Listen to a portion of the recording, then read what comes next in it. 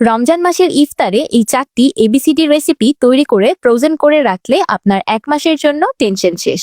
এই ইফতার আইটেমগুলো বানানো যেমন সহজ, খেতে তেমনই মজা। ইফতারের কিছুক্ষণ আগে ফ্রিজ থেকে বের করে গরম গরম ভেজে পরিবেশন করে সবার মন জয় করে নিতে পারবেন। আসসালামু আলাইকুম এভরিওয়ান। এ ফর আগুনি চপ। আর নয় আলুর চপ, ডিম চপ। সারা রমজান মাস জুড়ে সবার ঘরে ঘরে চলবে শুধু আগুনি চপ। বাহির থেকে মুচমুচে আর ভিতর থেকে ক্রিমি এই চপগুলো খেলে আপনার পেট তো ভরবে, কিন্তু মন ভরবে না। আগুনি চপ বানানোর জন্য আমি প্রথমে একটি প্যানে দিয়ে দিলাম 2 টেবিল চামচ বাটার। আপনারা ইচ্ছে করলে এখানে বাটারের পরিবর্তে তেলও ব্যবহার করতে পারবেন। বাটারটা মেল্ট হয়ে যাওয়ার পর দিয়ে দিলাম 1 টেবিল চামচ রসুন কুচি। এবার রসুন কুচিগুলো বাটারে হালকা ভেজে নিব। এবার দিয়ে দিলাম 2 টেবিল চামচ পেঁয়াজ কুচি। এবার পেঁয়াজটাকেও কিছুক্ষণ ভেজে নিব। এবার দিয়ে দিলাম হাফ কাপ গাজর কুচি। গাজরগুলোকে ভেজে নেওয়ার পর দিয়ে দিলাম 2 টেবিল চামচের মতো পেঁয়াজের কলি। পেঁয়াজের কলিটা একদমই অপশনাল, চাইলে স্কিপ করতে পারেন। এবার দিয়ে দিলাম হাফ কাপ সিদ্ধ করে রাখা মুরগির মাংস। আমি একটি চিকেনের ব্রেস্ট পিস সিদ্ধ করে কাঁটা চামচের সাহায্যে ছাড়িয়ে নিয়েছি। এই ফিলিংটাকে ক্রিমি বানানোর জন্য একটি সলিউশন তৈরি করে নিব। হাফ কাপ দুধে দিয়ে দিলাম 1 টেবিল চামচ ময়দা। এবার দুধ আর ময়দাটাকে একসাথে খুব ভালোভাবে মিশিয়ে নিব। ময়দা দুধের সাথে খুব ভালোভাবে মিশে গিয়েছে। এবার এটা মিশ্রণে অ্যাড করে দিলাম। এই দুধ আর ময়দার মিশ্রণটা দেওয়ার সাথে সাথেই দেখবেন চিকেনের ফিলিংটা একদম ক্রিমি হয়ে যাবে। এবার দিয়ে দিচ্ছি হাফ চা চামচ বা স্বাদ মতো লবণ আর হাফ চা চামচ সাদা গোলমরিচের গুঁড়া। এবার সবকিছু একসাথে নেড়েচেড়ে খুব ভালোভাবে মিশিয়ে নিব। চিকেনটা খুব সুন্দরভাবে রান্না হয়ে গিয়েছে। দেখতেই পারছেন কত ক্রিমি একটা চিকেন ফিলিং তৈরি হয়েছে। এবার এটাকে চুলা থেকে নামিয়ে সাইডে রেখে দিব। এবার একটি বড় মিক্সিং বলে দিয়ে দিলাম 5টি মিডিয়াম সাইজের সিদ্ধ করে রাখা আলু। ওজন হিসাব করলে এখানে 600 গ্রাম আলু আছে। এবার একটি পটেটো ম্যাশারের সাহায্যে আলুগুলোকে খুব ভালোভাবে ম্যাশ করে নিচ্ছি। এবার ম্যাশ করা আলুতে দিয়ে দিলাম 1/3 কাপ ময়দা, 1/3 কাপ কর্নফ্লাওয়ার, 1 চা চামচ বা স্বাদ মতো লবণ আর 2 চা চামচ রান্নার তেল। এবার হাতের সাহায্যে সবকিছু একসাথে খুব ভালোভাবে মাখিয়ে একটি ডো তৈরি করে নিব। এবার এই ডো থেকে অল্প অল্প লেচি কেটে আগুনিগুলো তৈরি করে নিব। এবার মাঝখানে দিয়ে দিলাম আগে থেকে তৈরি করে রাখা চিকেন ফিলিং। এবার আঙুলের সাহায্যে ফিলিংটাকে খুব ভালোভাবে সিল করে নিব। আগুনি চপগুলোকে কোট করার জন্য আমি একটি বাটিতে নিয়ে নিয়েছি কিছু ব্রেড ক্রাম্বস। এই আগুনি চপগুলোর মজার ব্যাপার হলো এগুলো ব্রেড ক্রাম্বসে কোট করার জন্য আপনার ডিম বা কর্নফ্লাওয়ার স্লারির কোনো প্রয়োজন নেই। ব্রেড ক্রাম্বসে সরাসরি কোট করে নিতে পারবেন। এবার এগুলোকে ভাজার পালা। ভাজার জন্য আমি একটি প্যানে পরিমাণ মতো তেল গরম করে নিয়েছি। এবার গরম গরম তেলে আগুনিগুলো দিয়ে দিচ্ছি। এবার চুলার মিডিয়াম টু লো হিটে আগুনি চপগুলো ভেজে নিব। আমার সবগুলো চপ ভাজা হয়ে গিয়েছে। তো তৈরি হয়ে গেল বাহির থেকে মুচমুচে আর ভিতর থেকে ক্রিমি আগুনি চপ।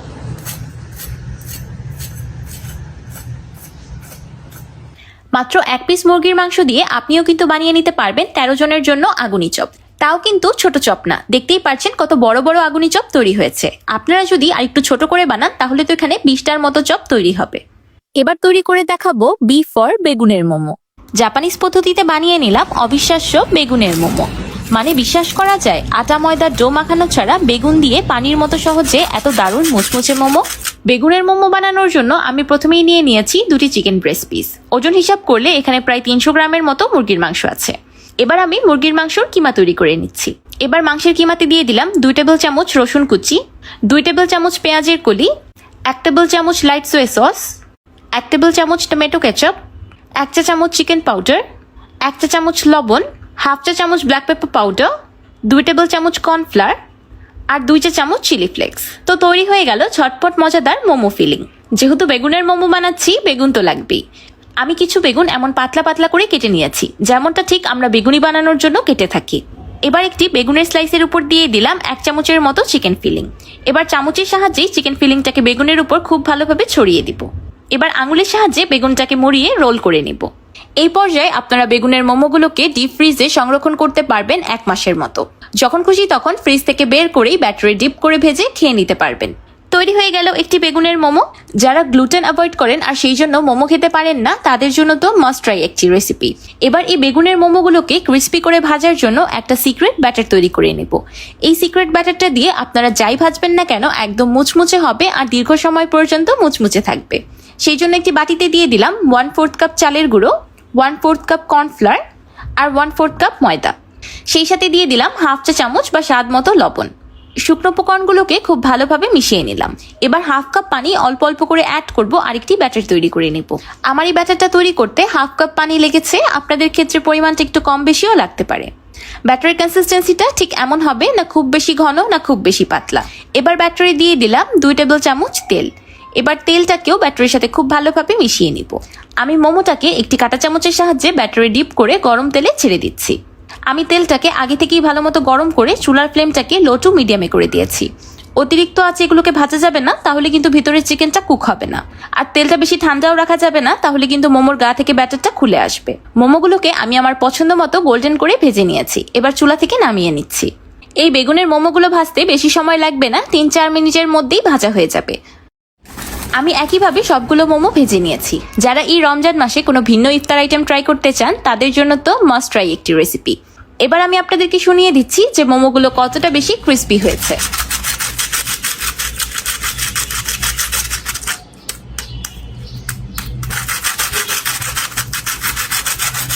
মাশাআল্লাহ, দেখেই বুঝে গিয়েছেন মোমোগুলো বাহির থেকে কতটা বেশি ক্রিস্পি আর ভিতর থেকে কতটা বেশি জুসি হয়েছে।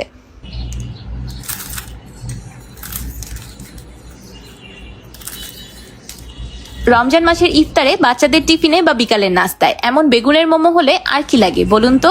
শুধু তাই নয়, ঈদের আয়োজনে স্ন্যাক্স হিসেবেও কিন্তু এই আইটেমটি রাখতে পারেন। যেই খাবে আপনার প্রশংসা করতে বাধ্য। এই বেগুনের মোমোগুলো খেতে যে কতটা বেশি মজা হয়েছে এটা আমি মুখে বলে প্রকাশ করতে পারবো না। তাই আপনাদের কাছে রিকোয়েস্ট করব, আপনারা অবশ্যই একবার বাসায় বানিয়ে খাবেন আর আমাকে কমেন্ট করে জানাবেন আপনাদের কাছে কেমন লাগলো। তাহলে চলুন এবার শিখে নেই সি ফর চিকেন পমপম। মাত্র 2 টুকরো মুরগির মাংস আর আলু দিয়ে এত মজাদার খাবার বানানো শিখে গেলে আর কি লাগে বলুন তো। চিকেন পমপম বানানোর জন্য আমি প্রথমেই নিয়ে নিয়েছি 2টি chicken breast piece. Chicken breast পিসটাকে আমি এমন ছোট ছোট স্কোয়ার করে কেটে নিয়েছি। ওজন হিসাব করলে এখানে প্রায় 400 গ্রাম মুরগির মাংস আছে। এবার চিকেনটাকে কিছু মশলা দিয়ে ম্যারিনেট করে নিব। প্রথমেই দিয়ে দিলাম 1 চা চামচ ভিনেগার, 1 চা চামচ লাইট সোয়া সস, 1 চা চামচ টমেটো সস, 1/4 চা চামচ ফ্রেশলি ক্রাশড ব্ল্যাক পেপার আর 1 চা চামচ বা স্বাদ মতো লবণ। এবার সবকিছু একসাথে খুব ভালোভাবে মাখিয়ে দিব। এবার এই চিকেনগুলোকে ম্যারিনেট হতে রেখে দিব 10 থেকে 15 মিনিটের মতো। আমি 4টি মিডিয়াম সাইজের আলু এমন ছোট ছোট স্কোয়ার আকারে কেটে নিয়েছি। ওজন হিসাব করলে এখানে প্রায় 500 গ্রামের মতো আলু আছে। আমি একটি প্যানে পরিমাণ মতো পানি দিয়ে ফুটিয়ে নিয়েছি। এবার পানিতে দিয়ে দিলাম 1 চা চামচ লবণ। এবার এই ফুটন্ত লবণ পানিতে আলুগুলোকে 2 মিনিটের মতো ব্লাঞ্চিং করে নিব। আলুগুলো 2 মিনিটের মতো ব্লাঞ্চ করা হয়ে গিয়েছে। এবার পানি ছেঁকে একটি বাটিতে তুলে রাখছি। এবার একটি বড় মিক্সিং বলে দিয়ে দিলাম ব্লাঞ্চিং করে নেওয়া আলু, আগে থেকে ম্যারিনেট করে রাখা চিকেন, 3 টেবিল চামচ কর্নফ্লাওয়ার, 1 চা চামচ চিকেন পাউডার, 1/2 চা চামচ বা স্বাদ মতো লবণ আর 1/4 চা চামচ ফ্রেশলি ক্রাশড ব্ল্যাক পেপার। এবার হাতের সাহায্যে সবকিছু একসাথে খুব ভালোভাবে মিশিয়ে নিব। আমার কাছে কর্নফ্লাওয়ারটা একটু কম মনে হয়েছে, তাই আমি আরও 2 টেবিল চামচ কর্নফ্লাওয়ার অ্যাড করে দিলাম। কর্নফ্লাওয়ার অ্যাড করার পর দেখবেন আলু আর চিকেনগুলো কিছুটা আঠালো হয়ে এসেছে আর একটার গায়ে একটা খুব ভালোভাবে লেগে গিয়েছে। এবার অল্প একটু আলু আর চিকেনের মিক্সচার নিয়ে হাতের সাহায্যে এমন চেপে একটা পমপমের মতো শেপ দিয়ে নিব। এবার তৈরি করা চিকেন পমপমটাকে বেকিং ট্রের উপর রেখে দিচ্ছি। আমি একইভাবে হাতের সাহায্যে সবগুলো চিকেন পমপম তৈরি করে নিয়েছি। এবার চিকেন পমপমগুলোর উপর অল্প একটু তেল ব্রাশ করে দিচ্ছি। এখানে অতিরিক্ত তেল ব্রাশ করার প্রয়োজন নেই, জাস্ট হালকা একটু তেল গ্রিস করে দিলেই হবে। আপনারা ইচ্ছে করলে এই চিকেন পমপমগুলোকে চুলাতেও বেক করে নিতে পারবেন, একদম পারফেক্ট হবে, গ্যারান্টিড।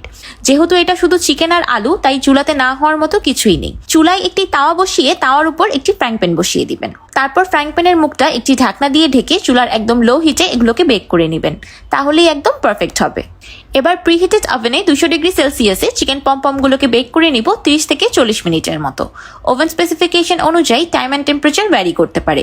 এবার এই পমপমগুলোর উপর টমেটো সস ব্রাশ করে দিচ্ছি। এটা একদমই অপশনাল, চাইলে স্কিপ করতে পারেন, কিন্তু এইভাবে পমপমগুলোর উপর সস ব্রাশ করে দিলে দেখতে যেমন সুন্দর লাগে, খেতে অনেক মজা লাগে। একটা এক্সট্রা স্পাইসিনেসের জন্য উপর থেকে দিয়ে দিচ্ছি চিলি ফ্লেক্স। এবার আবারও এটাকে বেক করে নিব 5 মিনিটের মতো। এই 5 মিনিটে সসটা চিকেন আর আলুর সাথে খুব ভালোভাবে কোট হয়ে একদম ড্রাই হয়ে যাবে। তো তৈরি হয়ে গেল আকর্ষণীয় ও মজাদার একটি নাস্তা, চিকেন পমপম। আচ্ছা, আপনারা যদি এই মজাদার নাস্তাটি সংরক্ষণ করতে চান তাহলে একটি প্লেটে পমপমের শেপ দিয়ে এটাকে ডিপ ফ্রিজে রেখে দিবেন। যখন পমপমগুলো শেপ ধরে শক্ত হয়ে যাবে তখন ইচ্ছে করলে ওই প্লেটেই সংরক্ষণ করতে পারবেন, আবার ইচ্ছে করলে সেই প্লেট থেকে তুলে একটা এয়ারটাইট বক্সে করেও সংরক্ষণ করতে পারবেন। প্রথম থেকে শেষ পর্যন্তই আপনারা দেখতে পেলেন এই নাস্তাটি তৈরিতে একদম কম মশলা আর কম তেল ব্যবহার করা হয়েছে। তাই রমজান মাসের ইফতারের জন্যও কিন্তু এটা একটা বেস্ট আইটেম হতে পারে। একদম লাস্টে তৈরি করে দেখাচ্ছি ডি ফর ডিমের জালি কাবাব। ডিমের জালি কাবাব বানানোর পর তো আমার বাসায় কারাকারি লেগে গিয়েছিল। কাউকে বিশ্বাসই করাতে পারলাম না এই জালি কাবাবগুলো শুধু ডিম দিয়ে তৈরি, খেতে নাকি একদম মাংসের কাবাবের মতো। ডিমের জালি কাবাব বানানোর জন্য আমি প্রথমেই 3টি ডিম ও একটি মিডিয়াম সাইজের আলু সিদ্ধ করে নেব। ডিম আর আলু খুব ভালোভাবে সিদ্ধ হয়ে গিয়েছে, এবার এগুলোকে চুলা থেকে নামিয়ে নিচ্ছি। এবার আমি ডিমের সাদা অংশ আর কুসুমটাকে আলাদা করে নিচ্ছি। এবার একটি নাইফের সাহায্যে ডিমের সাদা অংশটাকে ছোট ছোট কুচি করে কেটে নিচ্ছি। আচ্ছা, আপনারা ইচ্ছে করলে কিন্তু ডিমটাকে নাইফ দিয়ে কাটার পরিবর্তে গ্রেটারের সাহায্যে গ্রেটও করে নিতে পারবেন, কিন্তু আমার মনে হয়েছে ডিমগুলোকে এভাবে কেটে নিলে খাওয়ার সময় দাঁতের নিচে পড়লে খেতে অনেক বেশি ভালো লাগবে, সেই সাথে দেখতেও অনেক বেশি সুন্দর লাগে। এবার সিদ্ধ করা আলুটাকে গ্রেটারের সাহায্যে গ্রেট করে নিচ্ছি। আলুগুলো খুব সুন্দরভাবে গ্রেট হয়ে গিয়েছে, এবার এগুলোকেও বাটিতে তুলে রাখছি। এবার ডিমের কুসুমগুলোকে কাঁটা চামচের সাহায্যে ভেঙে নিচ্ছি। এবার কুসুমটাকেও আলু আর ডিমের সাথে অ্যাড করে দিলাম। এবার দিয়ে দিচ্ছি হাফ কাপ পেঁয়াজ বেরেস্তা। এই ডিমের জালি কাবাবে পেঁয়াজ বেরেস্তাটা অ্যাড করলে খুবই দারুণ একটা ফ্লেভার আসে, আর যদি কাঁচা পেঁয়াজের পরিবর্তে বেরেস্তা ব্যবহার করা হয় তাহলে কিন্তু কাবাবগুলো দীর্ঘ সময় ফ্রিজে স্টোরও করতে পারবেন। এবার দিয়ে দিলাম 2 টেবিল চামচ বা স্বাদ মতো কাঁচামরিচ কুচি, সেই সাথে দিয়ে দিলাম 2 টেবিল চামচের মতো ধনিয়া পাতা কুচি। এবার কিছু মশলা অ্যাড করে নিব। দিয়ে দিলাম 1 চা চামচ লাল মরিচের গুঁড়া, 1 চা চামচ ধনিয়া গুঁড়া, 1 চা চামচ ভাজা জিরার গুঁড়া, 1 চা চামচ গরম মশলা গুঁড়া আর 1.5 চা চামচ বা স্বাদ মতো লবণ। এবার অ্যাড করব বাইন্ডিং এর জন্য 1/4 কাপ বেসন। আমি বেসনটাকে আগেই হালকা ভেজে নিয়েছি। এখানে অবশ্যই ভাজা বেসনটা ব্যবহার করতে হবে, যদি কাঁচা বেসন ব্যবহার করেন তাহলে পরবর্তীতে একটা বেসনের কাঁচা গন্ধ আসবে। একদম লাস্টে দিয়ে দিলাম 1 চা চামচ বা স্বাদ মতো চিলি ফ্লেক্স। এবার হাতের সাহায্যে সবকিছু একসাথে খুব ভালোভাবে মাখিয়ে নিব। এই কাবাবের মিশ্রণে আলু সিদ্ধ আর ডিমের কুসুম বাইন্ডিং এ খুব ভালো কাজ করবে।